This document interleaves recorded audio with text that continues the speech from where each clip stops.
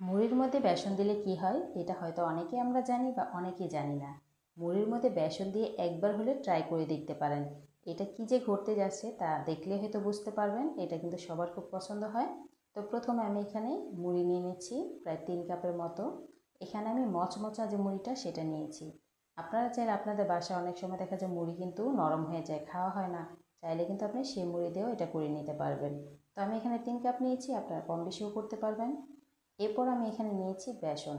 এখানে আমি 2 টেবিল চামচ পরিমাণ বেসন নিয়েছি, সাথে কিন্তু চালের গুঁড়া মিক্স করা আছে।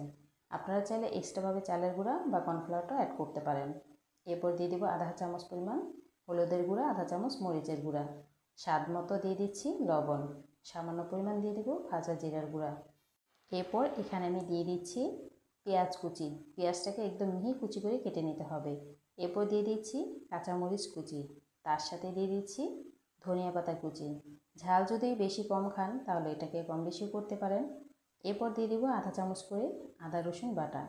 এরপর আমি দিয়ে দিচ্ছি আধা চামচ পরিমাণ পাঁচফোড়নের গুঁড়া। এটা দিলে পাঁচফোড়নের গুঁড়াটা দিলে এটা কিন্তু খাবারের টেস্টটাই কিন্তু বেড়ে যায়। এরপর আমি এখানে দিয়ে দিচ্ছি আধা কাপ পরিমাণ পানি, নর্মাল পানি নিয়েছি। এরপর আমি এটাকে ভালো করে মিশিয়ে দিতে হবে। কিছুক্ষণ সময় নিয়ে এটাকে ভালো করে মিশিয়ে নিতে হবে যেন সব কিছু একসাথে ভালো করে মিক্স হয়ে যায়। তো এটার ব্যাটারটা কীরকম হয়েছে আপনারা কিন্তু দেখলেই বুঝতে পারছেন। এখানে পানি আধা কাপের বেশি দেওয়ার প্রয়োজন নেই, বেশি পাতলা হলে এটার দেখতে মানে অনেকটাই নরম হয়ে যেতে পারে। তো পানির পরিমাণটা একটু বুঝে শুনে দিতে হবে। এরপর যে আমি মুড়ি নিয়েছি সেই মুড়ির মধ্যে আমি বেসনটা এখন দিয়ে দেব। সম্পূর্ণ বেসনটা দিয়ে দিচ্ছি। বেসনটা সম্পূর্ণ দিয়ে দিতে হবে। দেওয়ার পরে এটাকে হাত দিয়ে ভালো করে মিশিয়ে নিতে হবে। অবশ্যই চেষ্টা করবেন হাত দিয়ে মিশাতে। চামচ দিয়ে মিশালে কিন্তু এটা মিক্সচারটা খুব বেশি একটা সুন্দর হবে না। তো দেখতেই পারছেন যে এটা ঘনত্বটা কীরকম হয়েছে। তো ভালো করে মিক্স করে এটাকে আমি 5 মিনিটের জন্য রেস্টে রেখে দিচ্ছি। এরপর হাতে আমি একটু তেল মেখে নিব। এরপর আমি ছোট ছোট করে লিচির মতো কেটে নিয়ে এটাকে গোল শেপে দিতে পারেন বা লম্বা লম্বিও করতে পারেন।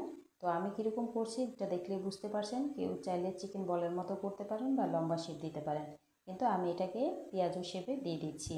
তো অনেকে বুঝতে পারছেন যে মুড়ি আর বেসন দিয়ে যেটা কি হতে চলেছে। তো চাইলে কিন্তু আপনারা এটাকে বিকেলের নাস্তা বা ইফতারের টেবিলে খুব সহজে বানিয়ে নিতে পারেন। তো তেলটা আমি গরম বসিয়ে দিয়েছিলাম, এখন এগুলো গরম তেলে দিয়ে দিচ্ছি।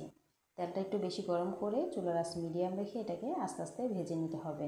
অতিরিক্ত চুলার আঁচ না বাড়িয়ে দিলেই ভালো, নাহলে এটা কিন্তু পুড়ে যেতে পারে। তো এইভাবে করে কিন্তু চাইলে খুব সহজে বিকেলের নাস্তা চটজলদি বানিয়ে নিতে পারেন। আর মুড়ি আর বেসন দিয়ে যে এত মজার নাস্তা হয় না বানিয়ে নিলে কিন্তু জানতামই না। মাশাআল্লাহ, দেখতে কত সুন্দর হয়েছে। তো চাইলে কিন্তু খুব সহজে ঝটপট করে এটা বানিয়ে নিতে পারেন। তো রেসিপি কেমন লেগেছে অবশ্যই কমেন্টসে জানিয়ে দিন। তো এরকম মজার মজার রেসিপি দেখতে হলে অবশ্যই কিন্তু পেজ ফলো দিয়ে রাখতে হবে।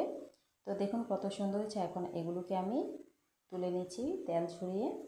খুব সহজে কিন্তু হয়ে যায়, ঝটপট করে কিন্তু চাইলে বিকেলে নাস্তা আপনি বানিয়ে নিতে পারেন। তো এগুলোকে আমি এখন তুলে নিচ্ছি। অতিরিক্ত কালার করা যাবে না, তাহলে এটা কিন্তু অনেকটাই শক্ত হয়ে যাবে।